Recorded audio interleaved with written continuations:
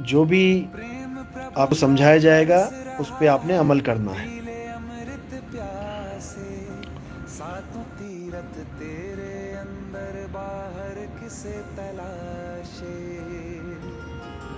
सतनाम सतनाम। राजीव शाक्या साहिब बंदगी सतनाम। वरुण भल्ला सतनाम साहिब बंदगी। पन्ना सिंह सतनाम। मनोहर कुमार भुवनेश्वर साहू सतनाम साहिब बंदगी। जय सतनाम। पूरनदास साहिब बंदगी सतनाम। दिनेश चंद्र सतनाम साहिब बंदगी। और जो प्रोजेक्टर सेवा है बहुत बढ़िया चल रही है मालिक की दया से, और धीरे धीरे जागृति हो रही है। नए भगत भी जुड़ रहे हैं और नए प्रोग्राम का जो है प्रोग्राम करवाने का संदेश भी मिल रहा है। तो धीरे धीरे धीरे ऐसे ही जागृति होती जाएगी। और अपना राजस्थान में जयपुर में प्रोजेक्टर सेवा चल रही है, अब वहाँ पर एक प्रोजेक्टर ले लिया जाएगा और गांव-गांव में प्रोजेक्टर पे सत्संग शुरू कर देंगे। धीरे धीरे इतना बड़ा मुहिम हो जाएगा, ये इतने बड़े लेवल पे ये प्रचार शुरू हो जाएगा कि गांव-गांव तक, घर घर तक इस आत्मज्ञान की महिमा पहुंच जाएगी। और धीरे धीरे पूरा भारत देश, पूरा विश्व उस एक ज्ञान को, उस आत्मज्ञान को अपना लेगा और ये होके रहेगा,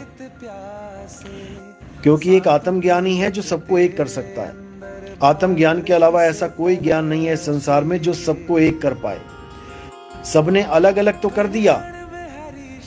कोई हिंदू धर्म का नियम लेके आया तो लोगों ने उसको अपनाया, कोई मुसलमान धर्म का नियम लेके आया तो लोगों ने उसको अपनाया, कोई ईसाई, कोई सिख धर्म का नियम लेके आया, लोगों ने अपनाया, लेकिन सब अलग अलग हो गए।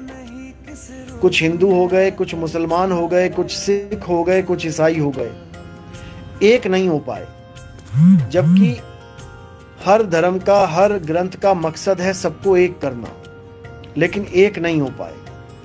इसीलिए एक जो आखिरी, आप कह लो कि आखिरी अवतार है, आखिरी नबी है, आखिरी रसूल है, आखिरी कोई भी जो आखिरी पत्ता रखा गया संभाल के, बचा के, अब उसके खुलने की बारी है।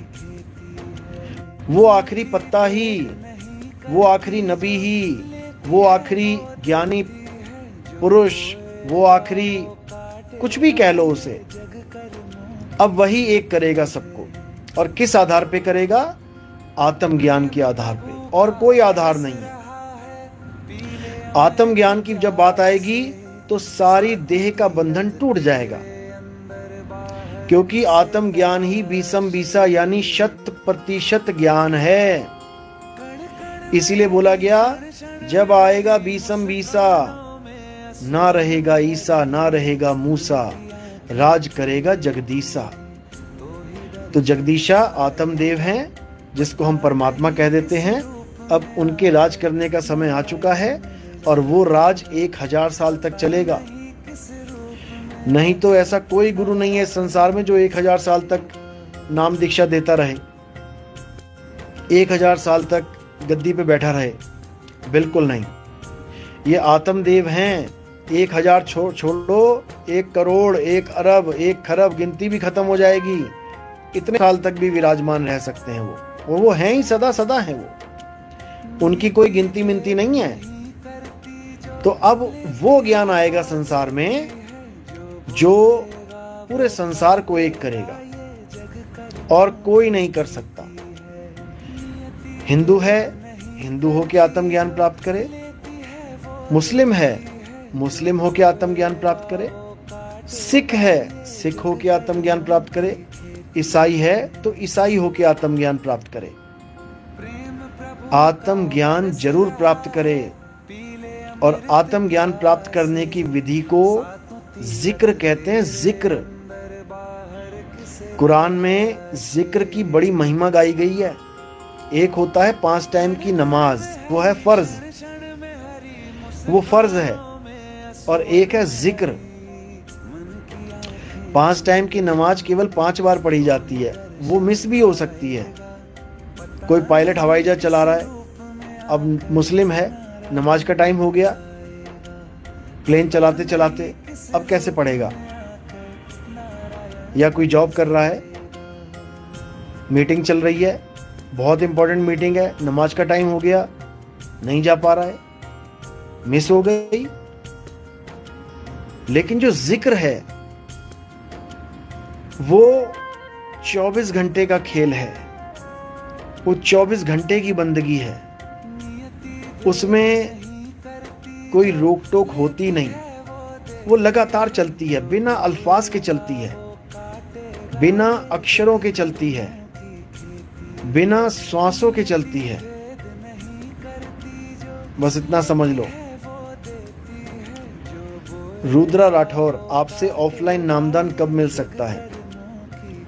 आप मुझे कल मैसेज कर दें, कल 12 बजे मैसेज करें सुबह, मैं कुछ सवाल पूछूंगा, अगर आपके जवाब सही हुए तब आपको दीक्षा मिल जाएगी, प्रथम दीक्षा, कोई बात नहीं। सतनाम सतनाम। तो अब एक होने का समय आ गया है। कोई हिंदू है, कोई मुसलमान, कोई सिख, ईसाई, अब सब झगड़े खत्म कर दो, प्रेम की भाषा बोलो, एक दूसरे से प्रेम करो और सबको अपना भाई समझ के जो पुराने झगड़े फसाद हो चुके हैं उनको भूल जाओ। रात गई बात गई, हटा दो उसको, अब नए सिरे से जीवन शुरू करो। सबको अपना भाई मानो, सबको अपना मित्र मानो। और करना क्या है? सबसे पहले एक जिम्मेदार नागरिक बनना है। जिम्मेदार नागरिक का मतलब होता है कि आपके शहर में कोई भी कैसा भी भ्रष्टाचार होता है उसके खिलाफ आवाज उठाओ। अकेला बंदा डरता है, नहीं उठा पाता है, कोई बात नहीं, टीम बनाओ, टीम बना के आवाज बुलंद करो।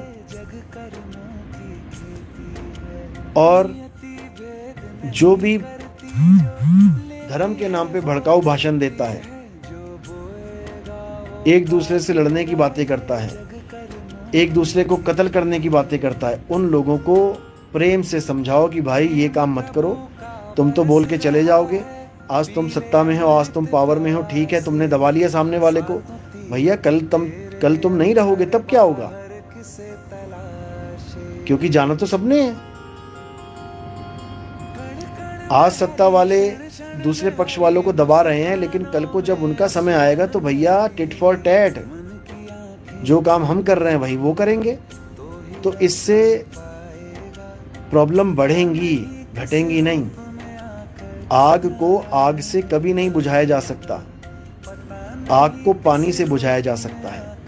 तो पानी क्या है? प्रेम है, प्रेम ही पानी है, बड़ी से बड़ी आग को बुझा देगा। अभी जो युद्ध चल रहे हैं फिलिस्तीन में, बड़े बड़े बम गिराए जा रहे हैं, ये सब आग है। और तुम सोच रहे हो आग को आग से बुझा देंगे, कभी नहीं बुझेगी। आग को प्रेम से बुझाया जाएगा, पानी से बुझाया जाएगा। लेकिन प्रेम की बात करे कौन? कोई भी कम नहीं है।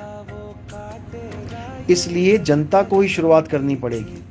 जब जनता की आवाज उठेगी और जनता जब एक साथ गूंजेगी, जब एक गूंज मारेगी जनता, तो बड़े बड़ों की हालत खराब हो जाएगी। जनता ही है जिसकी वजह से एक आम आदमी को सीएम पीएम बना दिया जाता है। अगर जनता एक आम आदमी को सीएम पीएम बना सकती है, तो जनता इकट्ठी होके खुद कितनी पावरफुल हो जाएगी, ये सोचो एक बार। एक आम आदमी को इतना पावरफुल बना सकती है जनता इकट्ठी होके, तो सोचो जब खुद इकट्ठी हो जाएगी अपने लिए। अभी तो किसी और के लिए हो रही है, किसी और को वोट दे रही है, जब खुद को वोट देगी तब समझो कि क्या होगा। यानी जब जनता एक हो जाएगी तो बड़ी बड़ी सत्ताएं उसके आगे माथा टेकेंगी, ये समझ लो। इसलिए हिंदू मुस्लिम सिख ईसाई का झगड़ा खत्म कर दो। बहुत बेवकूफ बना लिया हमें धर्मों के नाम पे लड़वा के। मुसलमानों की कुरान दिखा के बताया जाता है, देखो इसमें लिखा है कि काफिर है, काफिर मूर्ति पूजा करने वाले को कहते हैं जहां मिले उसको मार दो। ये दिखाया जाता है, कुरान में लिखी बात दिखाई जाती है कि काफिर यानी जो अल्लाह को नहीं मानता है वो जहां मिले उसको मार दो। ये लाइन पढ़ाई जाती है कि कुरान में लिखी है, और लिखी भी है, ऐसा नहीं है कि नहीं लिखी है। लेकिन जिस लेवल पे बैठ के ये बात समझी जा रही है वो बहुत नीचे का लेवल है। ये काफिर वर्ड किसके लिए बोला गया है? ये काफिर अज्ञानता के लिए बोला गया है कि अगर तुम्हें कहीं भी अज्ञानी जीव दिखाई दे तो उसकी अज्ञानता को मार दो, खत्म कर दो, उसकी अज्ञानता का नाश कर दो। ये है वहां पे समझाने का तरीका, लेकिन शब्दों के भाव को नहीं पकड़ पाते आप।